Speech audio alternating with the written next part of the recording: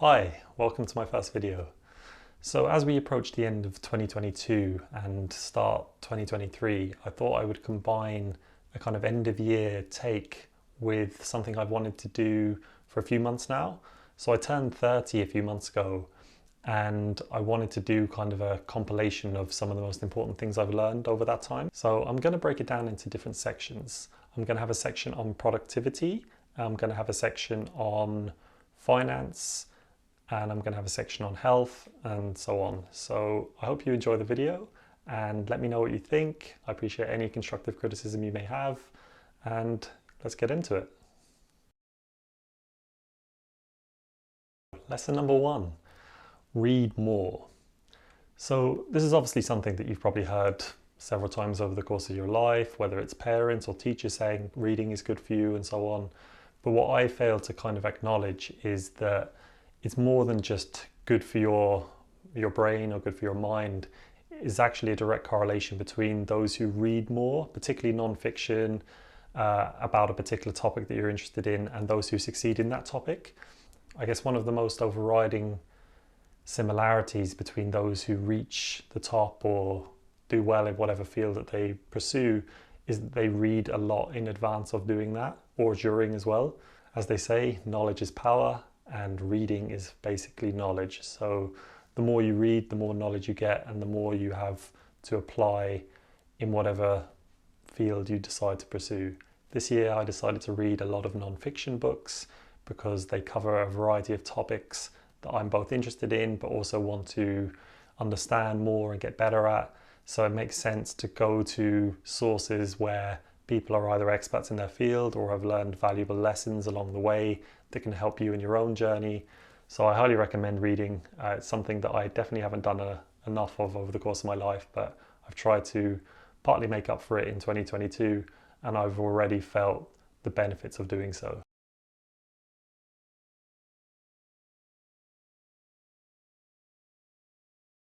So the next one is the power of habits. Now, habits are a very powerful tool if you're able to either master the habit or even just develop the habit in the first place. I think a lot of people can rely on motivation as a tool, and motivation, while useful and necessary, only gets the ball rolling. I think if you really want to see your goal come to fruition, it's about developing the habit to the point where you actually feel uncomfortable at the thought of not continuing that journey. And that's something that I heavily relied on motivation in the past. It's something that I get very excited about a variety of different things, but then I'd be chopping and changing between them without actually developing the habit. And that habit only develops through repetition. So if you do something long enough, eventually the motivation will become discipline, and then the discipline will become habit. So yeah, you want to get to the point where you see something through long enough to it becomes a habit, but it's not just about length of time or hard work. There's a variety of tips that you can employ in order to make the habit more likely to stick. And part of it is making the habit easier for yourself to stimulate.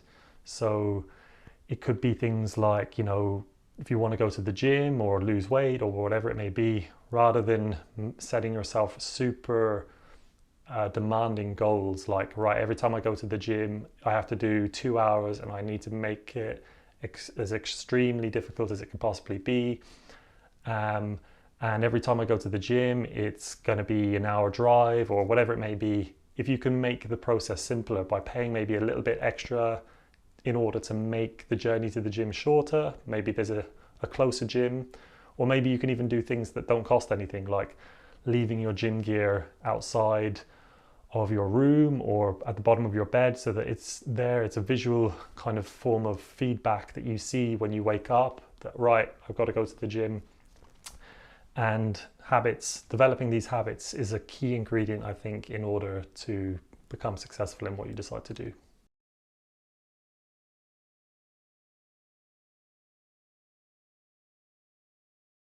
Number 3 is write it down. And this can come in many forms, including something like journaling, diary entries, or just general note-taking, whether it's on your phone or whether it's on physical paper. It doesn't really matter, but it's shown to have many benefits, both in terms of productivity and creativity, but also in terms of mental well-being and mental health. And in the case of mental health, something like journaling definitely helps remind you of positive experiences that you've had. If you decide to log, holidays or particularly enjoyable experiences you've had with friends or family. But equally, if you start being honest with yourself and writing down how you felt at a given moment and whether that's positive or negative, it can help you gain clarity later on. So if you wrote down something particularly negative or something that you've experienced that made you feel down, later on you can look back on that and think that passed, and that will help you kind of reassure yourself that when this happens again, that it will pass. But at the same time, it can help reinforce a positive kind of mindset as well. And this happens through, experiencing or re-experiencing some of the memories that you had. And people overestimate their ability to remember things in detail as well. And this could be ideas or thoughts or tasks for them to do, only for them to later on get to the point where they're supposed to do it and forget. Or in the case of something that's creative or like an idea, I've woken up at 2 a.m. or 3 a.m. with an idea to kind of, that I think is interesting. And I told myself that I will write it down in the morning, only to then wake up and realize that I've completely forgotten what it is. So because of that, I decided that, anytime an idea comes to my mind, I will write it down. And, this could be on physical paper, or it could be, in my case, like on an iPad, where I've got a collection of different ideas that help me remember the things that I find important and interesting and something that I might revisit at a later point, but even things that are more practical as well. So the thing about writing something down as well is it really helps you reinforce the idea and put into words what your thought or idea is. And often when you put something into words, it helps you kind of formulate that idea in more detail, but also it helps you become aware of the flaws of any parts of that idea. So if you had an idea for a book or a business proposal and you start writing it down, it's going to become increasingly more apparent if there's gaps in your idea in the first place. So yeah, overall there's a huge number of benefits to writing things down. I'd highly recommend it. Something I've been doing almost religiously since 2022, or probably just before that. But it's something I definitely intend to keep doing. So yeah, write it down.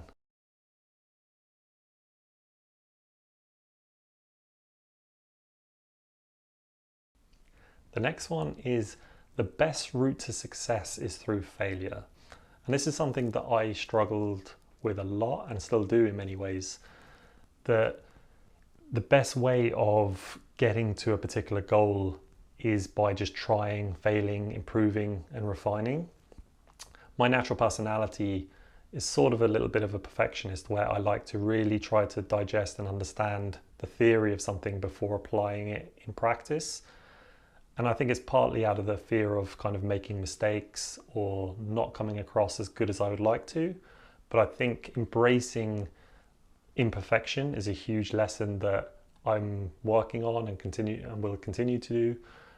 But it's something that is shown to be highly practical, but also it's something that correlates hugely with those who are successful. So one of the common traits in people who achieve the top of their game is their ability to embrace risk, embrace failure, and to continue and not let it kind of hold you back. I think it's a huge lesson. So it's even been shown in an experiment where a photography class was broken down into two groups. And the first group was given one task and the next group was given a different task. And the task in group one was to take one photo, and you will be assigned a mark based on the quality of that photo. The second group was assigned a task of submitting 100 photos, and each of those photos will carry an equal weight. So they will be marked or graded on the quality of all 100, and the first group will be assigned a grade based on the quality of that one photo. And as you'd expect, group one, all the students in group one spend a huge amount of time on the theory, trying to come up with the best forms of lighting, the best angles, how to really understand the camera to a whole new level. Basically all the kind of theoretical concepts behind photography and taking a good photo.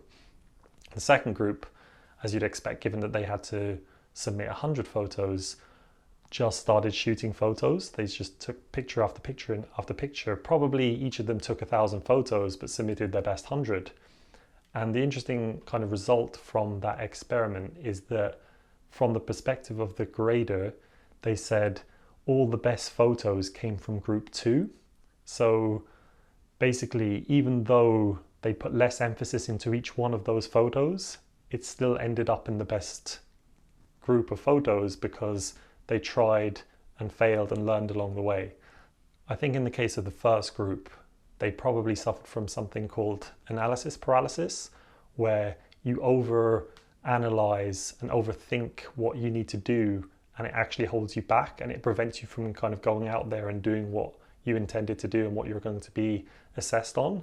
Whereas the second group put aside those fears and just started taking photos, and that resulted in the better photos overall. So definitely embrace that imperfection. Just put yourself out there. It doesn't matter how bad you start off, the more you do it, the better you'll get. So that's it.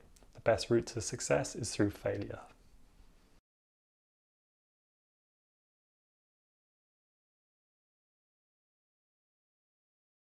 The next one is chase your dreams, not people.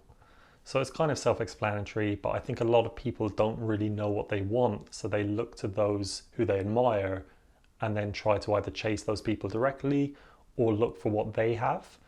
And I think the key ingredient here is to really come to terms with what is meaningful to you and then pursue that regardless of what other people think about it. I think too many people become overly concerned what others think about them. So kind of one of the universal things that people say who are elderly or going through terminal illnesses, and when asked, what are your biggest regrets, a lot of them say not being true to yourself and instead being overly worried about what other people thought about them rather than actually pursuing what they wanted to do. So I think the main takeaway is to do more what you want to do and less what other people want to do, or care less about what those people think about you doing it in the first place.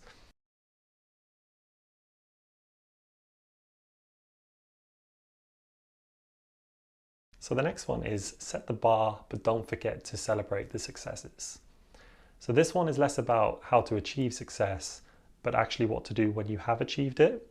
Now these successes don't have to be major. This could be minor successes, such as completing a 5K run or, getting to a certain point in one of your goals. But the main point is, what's the point of setting goals if when you've reached them, you just brush them aside and move on to the next one? I think it's a natural human instinct to set goals, and goals can be a good thing. It can help you get to a certain place, but I think a huge thing is not overlooking a success when you've reached it. I think a lot of people have set themselves very high and ambitious goals, and fair play, but I think a problem is if you actually do manage to reach that goal, that then you feel miserable because your next goal is even more difficult. And difficult goals is part of life, but I think setting goals that, once you've achieved, that you celebrate them both internally and with friends. I think that is a major part of what success is, because if you don't celebrate it, then there was no point in having it in the first place.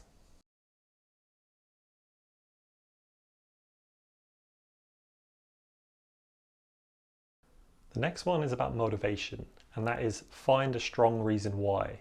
And that's find a strong reason why you're doing something, or find several reasons why you're doing it. This is something that's become quite applicable to how things have gone this year.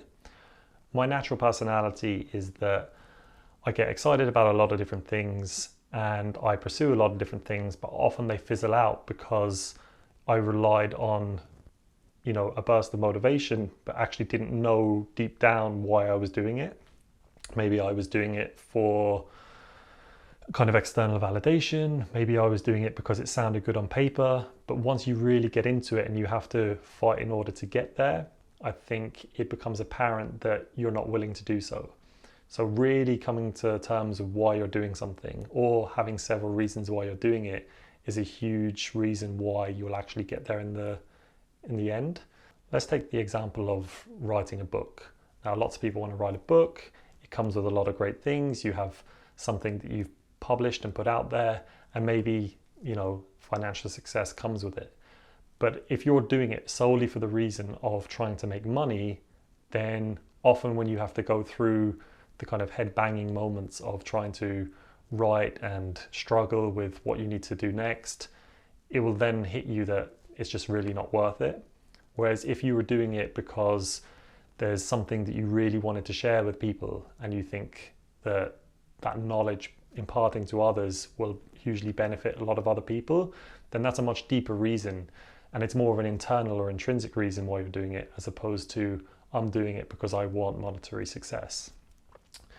But if you can find lots of different reasons why you're pursuing a goal, it's also more likely to kind of stand the test of time.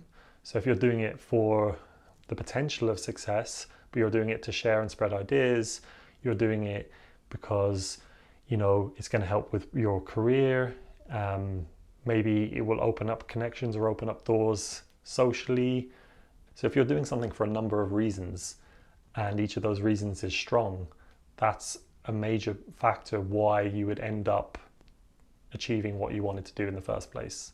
So yeah, find a strong reason why.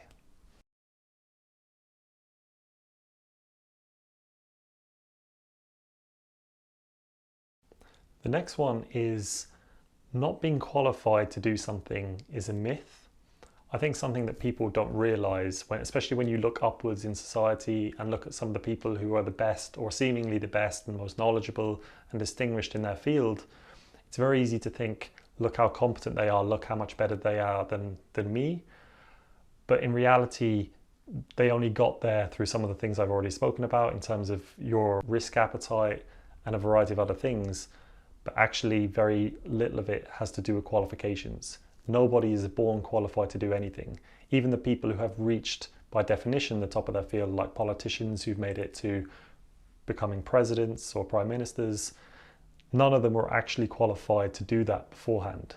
So it's about embracing the idea that you're never going to be qualified to do anything. So you're always going to be qualified to do anything, because there is no such thing as qualifications. Even when you think of something formal like university degrees, the idea of a university degree, while it's kind of phrased as a qualification, very little of that knowledge that you accumulated in university will be directly applied to what you do at work. Most of what you do at work, you'll be learning by doing rather than having learned it already in advance. The thing that universities are supposed to teach you is to be able to teach yourself. So really embrace the idea that nobody is qualified, but when you go into something, you will become qualified as you do it.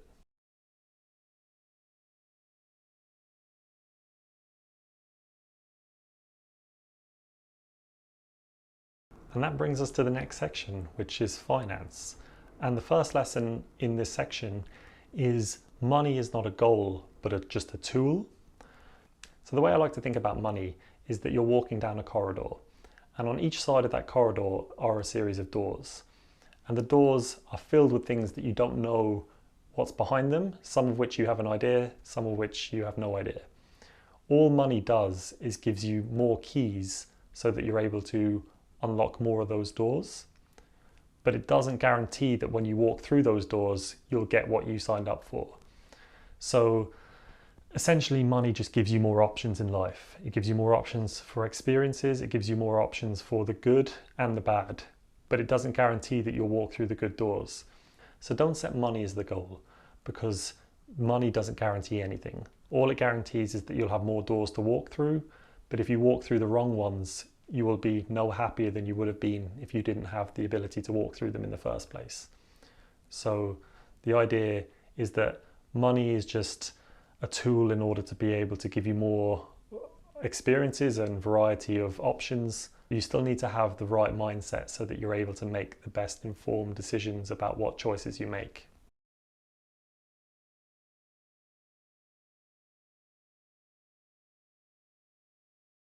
The next one within finance is to invest in yourself before you invest in a scheme. It's easy to become overly concerned about your financial situation, especially if you're in the early parts of your career. It can cause you to doing things like locking your money away or trying to invest it in something like the stock market or crypto. These are all good ideas in theory, but when you don't have a lot of money or you're in the early parts of your career, it's much more beneficial to instead use that money and invest in yourself. This could be online courses, books, any form of kind of knowledge accumulation or developing your skills that can better serve you going forward. If instead you decide to invest your money in the stock market, of course it can, and in some cases does, lead to decent gains. In most cases it doesn't, it's quite negligible. As the saying goes, it's easier to make money if you have money. So if you don't have money, it's much better to invest in yourself first, develop your skills so that you become better at generating money in the long term, and then you can start investing, and the more money you invest, the more money you will make.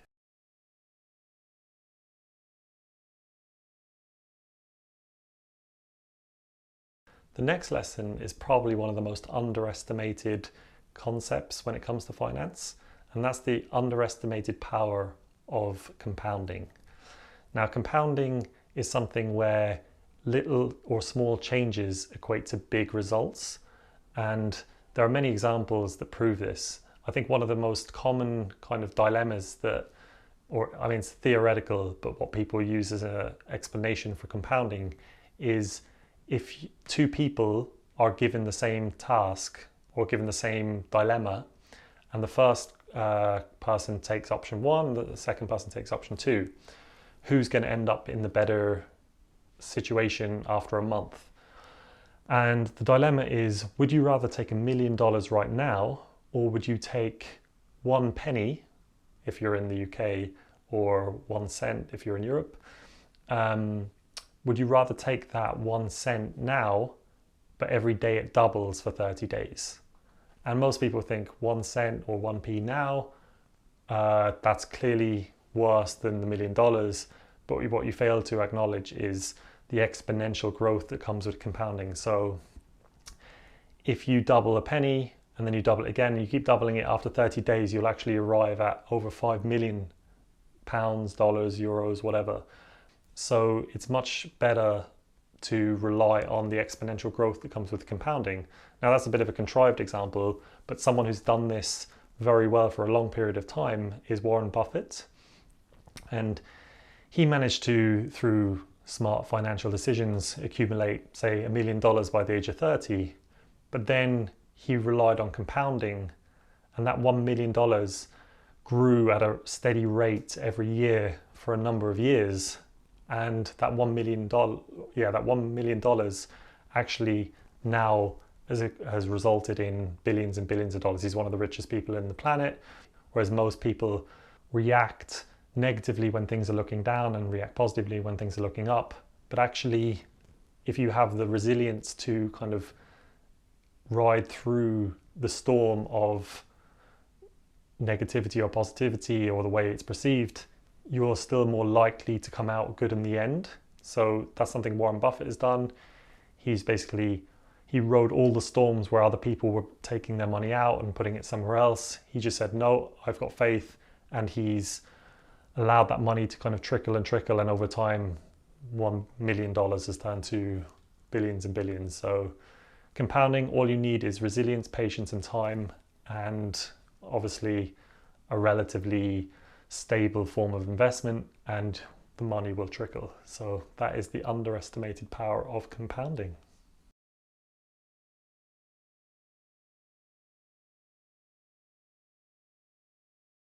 That brings me to the next section, which is health and well-being. And the first and arguably most kind of revolutionary one is live like our ancestors. And this comes about because I think society has developed and evolved a lot, culturally, technologically, and so on. But one thing that hasn't evolved or hasn't kind of kept up with those advancements is our genetics.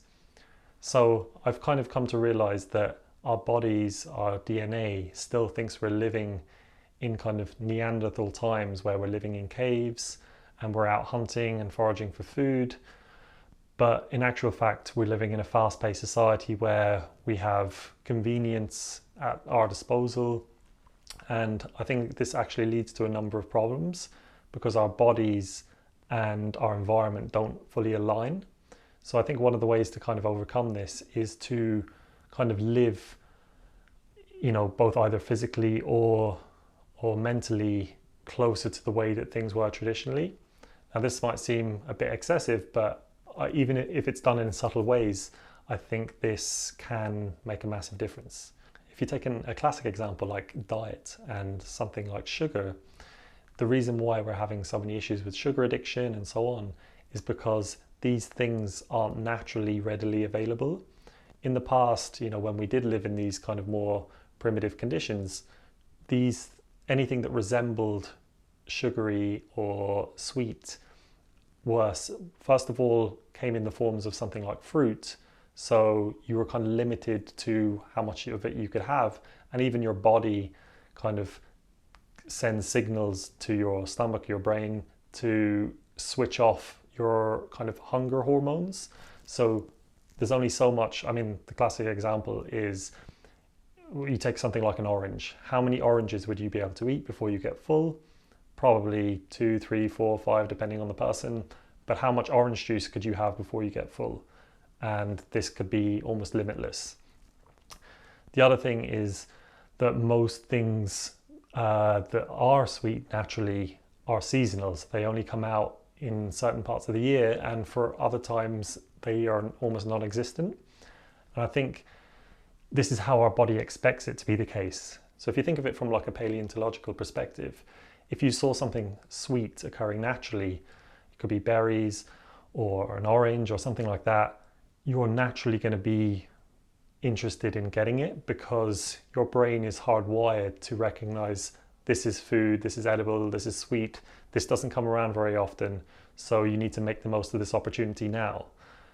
But now that we live in a time where we only have to open our fridge at any point during the day, we have access to unlimited amounts of food and unlimited amounts of sweet food.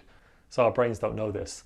They're still seeing berries and sweets, candy, cakes, and thinking this is the equivalent of seeing berries occurring in the wild. This doesn't come around very often, seize the opportunity. So that's just one example, but there's a million other examples about living like our ancestors is the way we're supposed to live. So another example would be having less processed food. This is something that typically never existed in the past. So having processed food is almost like hijacking or tricking your body into experiencing a certain feeling or thinking that you have eaten something that you actually haven't. And that kind of confusion is kind of causing havoc in many ways. It's causing, your brain to think you've had something sweet, but then the things that normally go hand in hand with something sweet aren't actually present, and so on. So I think having less processed food, being aware of what our body expects us to do, both in terms of diet, even exercise is another one. We're not designed to sit down and do nothing. We're designed to be constantly moving because traditionally it was that movement that kept us alive, and those who were unable to move didn't survive, basically. So our body rewards us by moving and exercising. It shows in many different areas. It shows in terms of your perceived attraction. Your perceived attraction goes up the more you move, typically the fitter you get, and then that fitness is rewarded by you're perceived to be more attractive. But even in terms of overall longevity, so there's actually a system in your body called the lymphatic system. And the lymphatic system doesn't rely on a pump in the same way that your primary circulatory system does. Your primary system relies on your heart to pump blood around your body, but the lymphatic system relies solely on movement. So you physically need to move your muscles in order to kind of push the lymph and the fluid around your body, and that's vital for things like waste disposal and your immune system.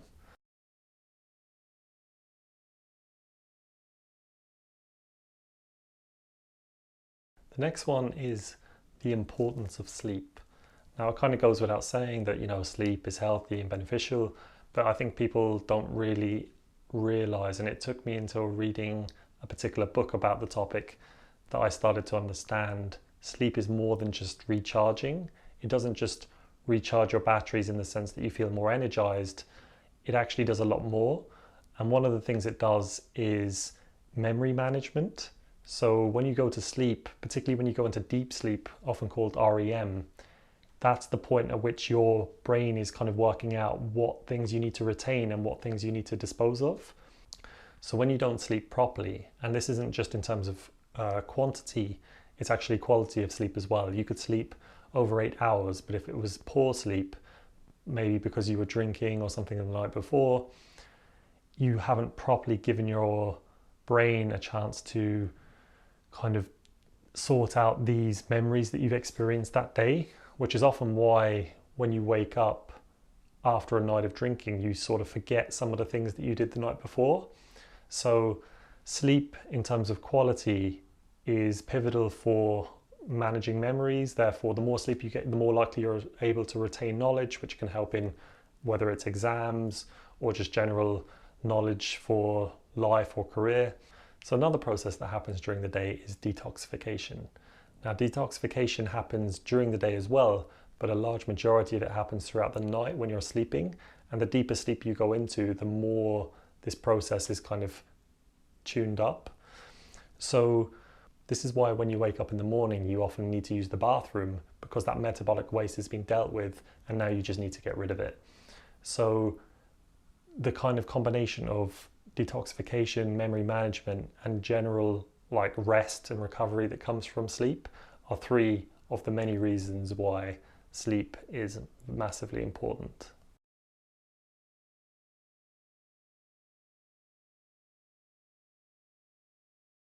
So the next one is the key to managing anxiety is in the breath. I think inevitably we'll all find some situations where we experience anxiety or stress or just feeling unsettled. We've all heard the advice about how you should just breathe, calm down, take a deep breath, relax. And I think that advice is kind of pushed upon us in a sort of superficial way, but actually there's been strong scientific research and evidence that breathing in a particular way and controlling your breathing actually alleviates stress and anxiety.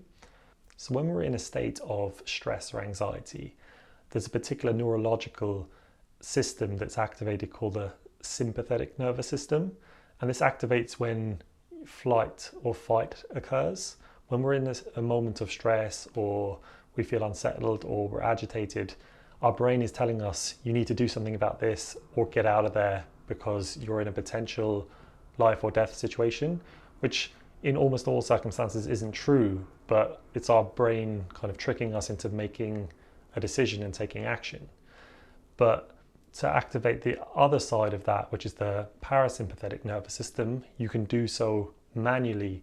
So some of these things happen automatically, but to activate it intentionally, you can do so through breath. So I'll share a few principles that I've come to learn. The first is try to breathe with your stomach and not your chest. If you breathe through your stomach, it actually maximizes the flow of air and oxygen much more so than if you try to breathe through your chest. And the other one is to spend more time exhaling than inhaling. So actually spending more time on the exhalation than the inhalation has shown to lower your heart rate. So if you feel yourself stressed or tense or anxious, and even to the point where you're getting palpitations, one of the best things you can do to slow down that heart rate and ease the feeling of tension is to take a deep breath, but spend longer on the exhale than the inhale. So there are a lot more techniques and strategies that you can follow in terms of breathing, but for now, following those basics along with understanding that managing anxiety, the first step, especially in the moment, is to control your breathing and actually putting into practice breathing techniques, because people think, oh, if only I breathe when I'm in a moment of stress, then that will sort it. But actually you need to put it into practice. You need to do the reps even when you're in a moment of kind of relative calm, so that by the time the moment of stress happens, you already have the mechanism in place and the skill set in place in order to be able to deal with it.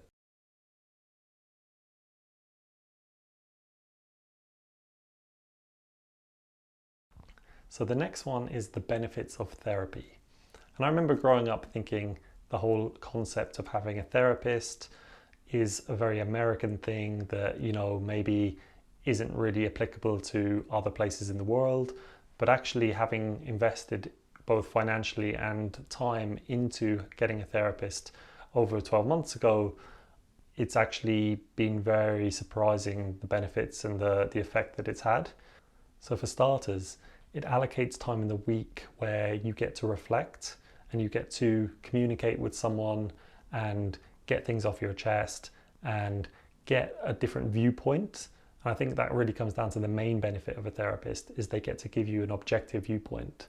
It's not to say that friends and family can't be useful when you're going through difficult times and so on, but they're often going to share things from their own perspective, or they will say things in a way that they think is less likely to upset you or criticize you or make you feel uncomfortable. But, while it's nice to have people who you can rely on day to day, I think the main thing is having that objective viewpoint that they can say the things that you need to hear, but nobody else either realizes or is willing to say because there's things at stake. Whereas with a therapist, they can be completely honest and they can say the things that others might not either notice or be willing to tell you.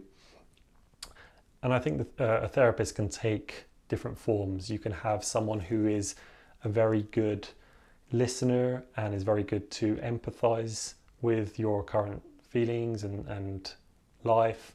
But you can also have, say, a more proactive approach if that's your style, which is someone who's more on the kind of life coaching side of things, because we'll inevitably run into obstacles or roadblocks and we don't know which path to take. Should I quit my job and do this? Or should I fulfill this need? Or shall I, break up with this person? Whereas having someone who can, hear your side of the story and from their own experience, having dealt with often hundreds of other people, can give you probably the most informed advice. So I definitely highly recommend a therapist. If you're ever on the fence with it, it's something that you could always just try out. And again, people I think overthink the amount of commitment that you need. I think it was one of the things that prevented me from doing it sooner is if I sign up for a therapist, I'm kind of committed for a long period of time, and therefore, what happens if it doesn't work for me? But often just giving it a go, it can reassure you that it can have benefits. And obviously it will benefit some people more than others, but I do think that absolutely everyone can benefit from a therapist. So definitely highly recommended.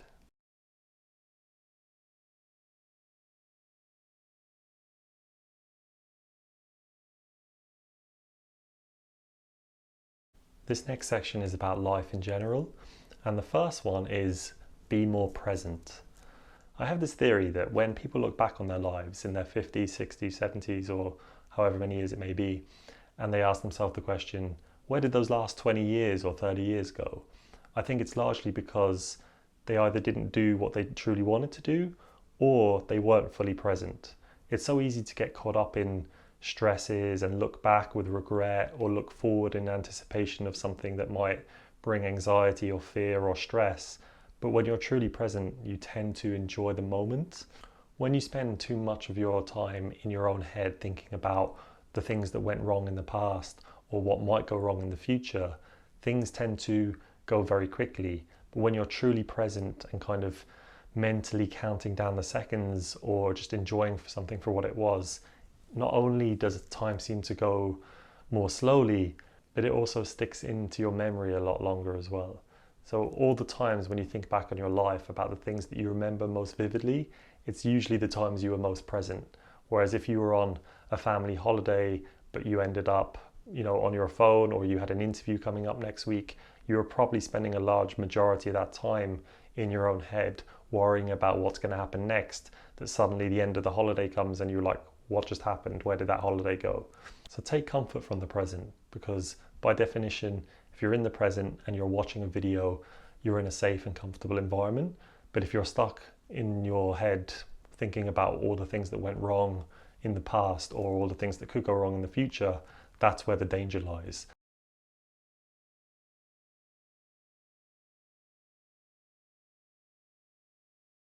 The next one is the most important things in life are relationships and experiences. When you ask someone who's coming towards the end of their life or on their deathbed about their values, it becomes abundantly clear that the things that matter most were the experiences that they had and those who they spent those experiences with. We seem to put a disproportionate amount of emphasis in the things that don't matter, whereas I think deep down we all know that the most important things are the people who we spend time with and the experiences we have with them. So rather than putting a lot of time and effort into the things that don't matter, like material goods and excessive wealth, instead focus and channel your energy into the things that do matter. And we should try to kind of correlate the amount of time we put into something with how important it is. And therefore, I think the thing that you should put most of your time into are people around you that you care about.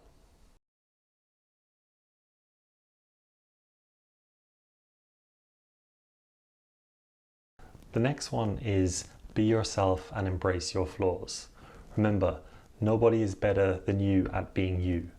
We have a tendency to see people differently from ourselves, using a different lens. That lens is often filled with criticism, judgment, and resentment.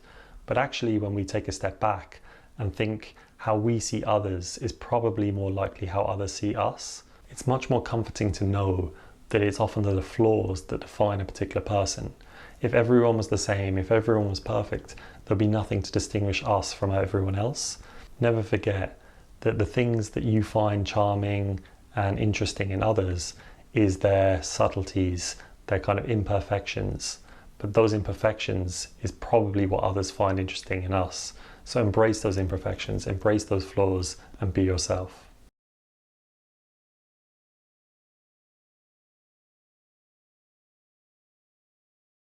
The next one is the importance of gratitude. We often think gratitude is something that just randomly happens when something good happens to us, but actually it's more of a skill that you develop. Practicing gratitude can take many forms. This could be journaling or even taking some time out of the day to really appreciate what has gone well on that particular day or what you're, happy and thankful for in general. Because our brain works through both positive and negative reinforcement, it's important to remember that by practicing something like gratitude, you're stimulating the positive loops and feedback loops in your brain to help you strengthen those connections so that you experience positivity more on a regular basis. Whereas by practicing regret or thinking back on all the things that you have done that you haven't been proud of, you're reinforcing those connections, which in turn makes you experience them on a more regular basis. So practice gratitude.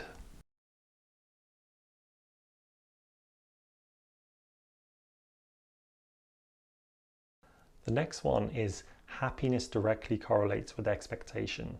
So when you think of the phrase, life hasn't gone your way, or life isn't going your way, what that basically means is that your expectation of how things should be doesn't match up with how things actually are. It's easy to think then the solution is to just lower your expectations, but that's not quite the answer either. You don't want to lower your expectations to the point where you become cynical. Instead, you want to calibrate your expectations so that it becomes as close as possible to the objective truth. That way, when things happen or don't go according to plan, you already planned for that, you already anticipated that. The ironic truth about expectations is that you need to expect that your expectations won't always be met.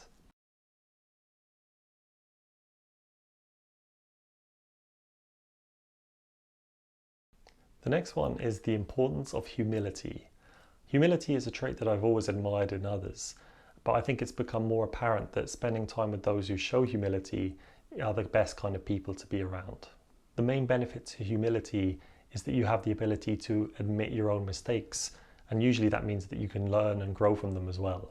There's a difference between overly self-critical and having the humility to acknowledge that you have made a mistake or you've got something wrong, or maybe your point in an argument wasn't as thought through as you thought. Humility is the trait that allows one to lower your guard and acknowledge that maybe someone else has thought about something or sees something from a perspective that you haven't. There's nothing worse than being in an argument with someone who won't back down because of their own ego. Humility allows us to look beyond our blind spots and fill the gaps in our knowledge with the actual truth, and usually that's helpful as well in our own personal development and growth.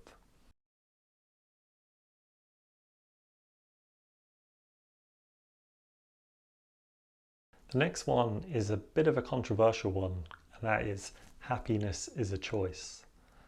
It's something that has come up in other forms in terms of books I've read or podcasts, and people have alluded to the same thing.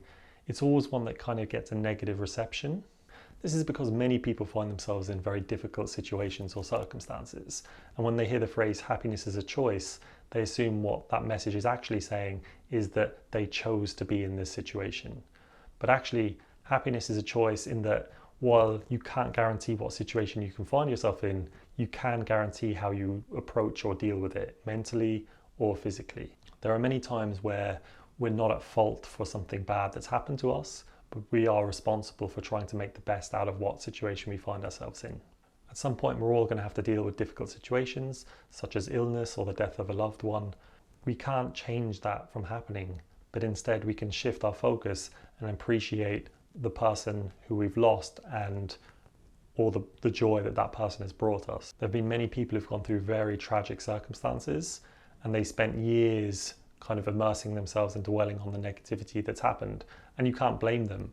At the end of the day, it really just comes down to how you want to live. Do you want to live being burdened and surrounded by grief or disappointment or regret, or do you want to immerse yourself in the joy that came with maybe the person who you lost? Everyone on this planet is going to experience loss or disappointment or grief, but at the end of the day, how we decide to deal with that will define us.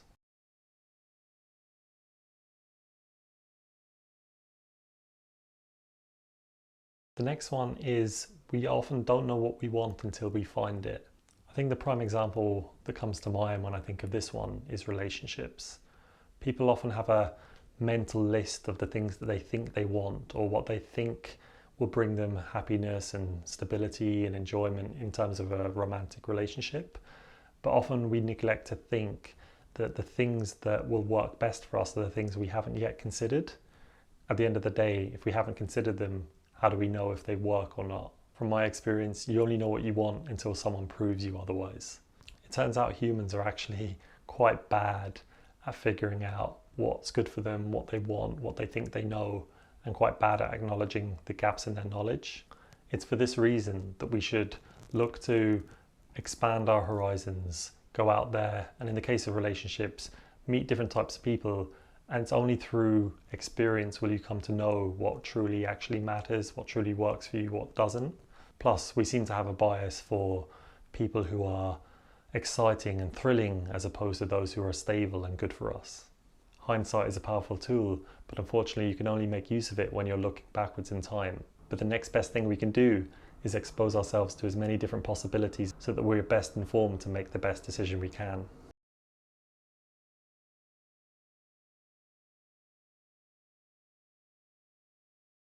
The next one is about confronting your fears. I think from my experience, it's very rarely as bad as you ever expect it to be. And a huge part of confronting your fears is actually proving to yourself that it's not as bad as you thought it was. And over time, reassuring yourself that you're better at something than you think you are. There exists something in psychotherapy or psychology called exposure therapy.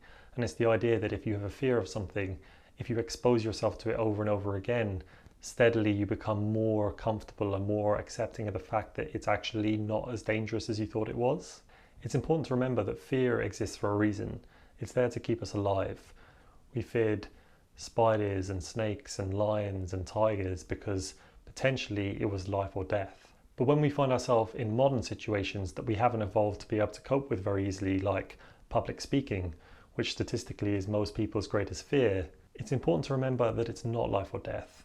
But our brains hasn't really developed to the point where it's able to comprehend the magnitude or the lack of about the thing that we're actually trying to do. Remember, fear comes from the perception of an event, not the event itself. We can't always control what happens to us, but we can influence how we perceive the event.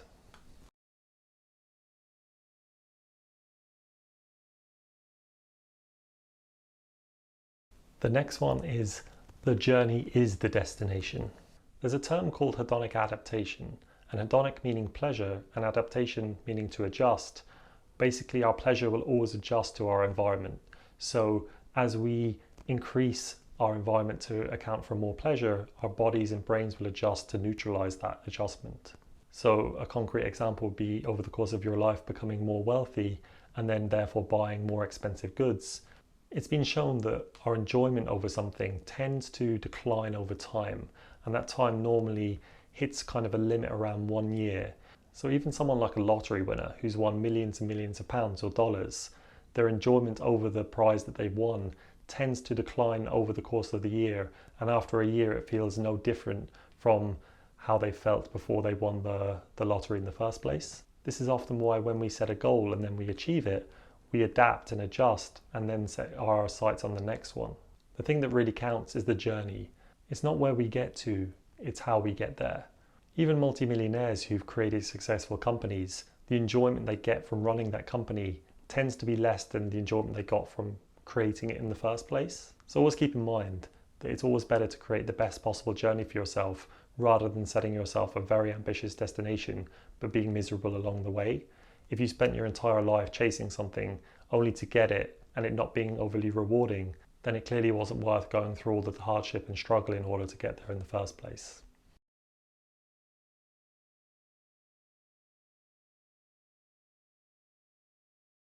The last one in this section is to take comfort from discomfort.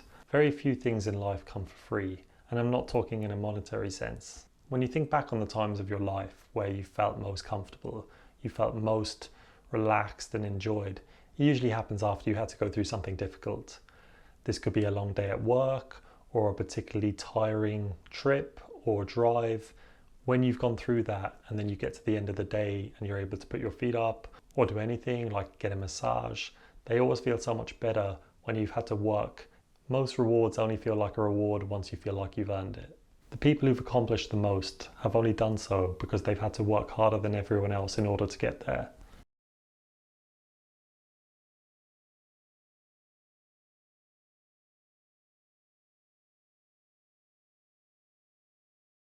Now we come to the social section, and the first lesson in this section is you can only help those who want to be helped.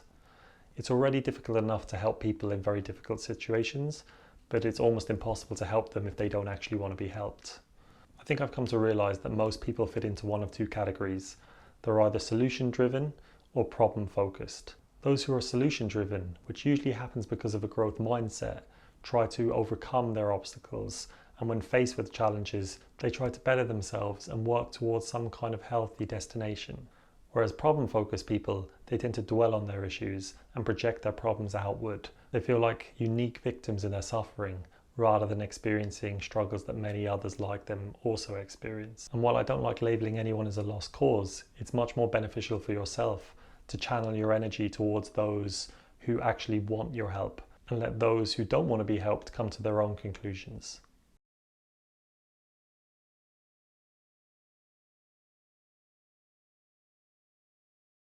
The next one is on attraction, and this can apply both in a romantic sense but also in terms of friendship.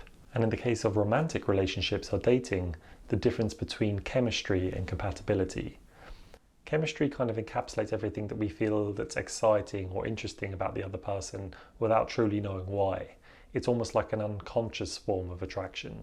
Things like their appearance or their status or their sense of humor can all heighten the sense that you get from the chemistry you feel about someone. This can apply in non-romantic situations too. We can be drawn to someone, whether it's a friend or a colleague, because of their stature, their confidence, their possessions, their achievements. But when you compare this with compatibility, which is a much deeper connection that's formed through conscious awareness of what the other person has that you like about them, and it's usually a two-way thing as well. Compatibility is all to do with wavelength and whether you share the same values. Values are key because these are the things that stay with you over the course of your lifetime and very rarely change. And wavelength is more about communication. It's about what makes you tick, what stimulates you, what motivates you. If the person who you're talking to isn't on this wavelength and these things are misaligned, then over time you will become distant from the other person and maybe even grow to resent them. So placing more emphasis on the deeper things such as compatibility will inevitably lead to deeper and stronger and long-lasting relationships.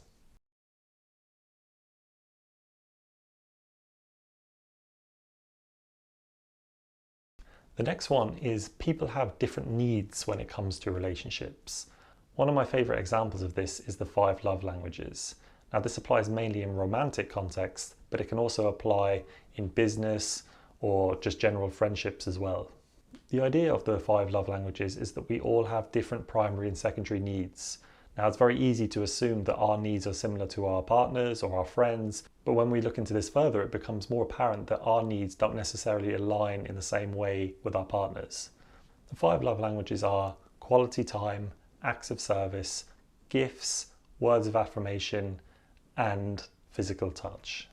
Now, some of these are only going to apply in romantic relationships, but overall, the love languages kind of dictate how we feel appreciated, valued, or loved depending on the situation.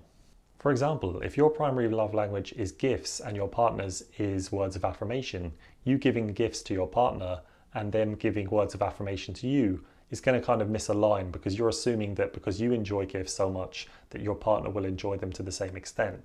And equally, if your partner enjoys words of affirmation and feels valued and loved when you tell them how much you appreciate them, then they may assume that you feel the same way. I think this type of introspection is really useful because it helps tailor your own needs and your partner's to each other, and it helps you kind of channel your energy in the most efficient kinds of way, rather than wasting your time on something, say, like gifts that perhaps your partner doesn't take as much value from. You can channel your energy in the ways that makes them feel appreciated. And again, this also applies to friendships as well. The love languages is just one example of what I mean by we have different needs in a relationship. You also need to be aware of people's emotional needs, how much they need empathy, how much they need motivation. Some people need like a jolt of energy or some assertiveness to help them get out of their comfort zone and really make the most of things, while others just need a kind of a calming influence to help them come to terms with some of the difficulties that they've struggled with and make them feel more at ease with those struggles.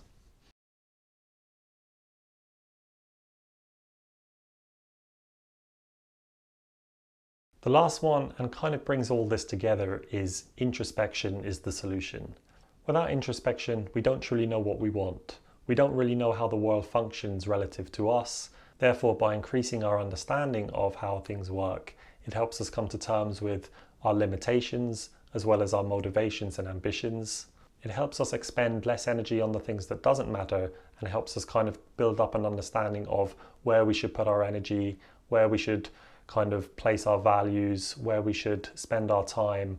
We all have problems, we all have traumas, we all have issues that we have either dealt with or not dealt with. But at the end of the day, if we can come to terms with those things and live with less restrictions and live more freely and not being dictated by these traumas or issues, and instead learn to manage them, control them, and this is only really achievable through introspection.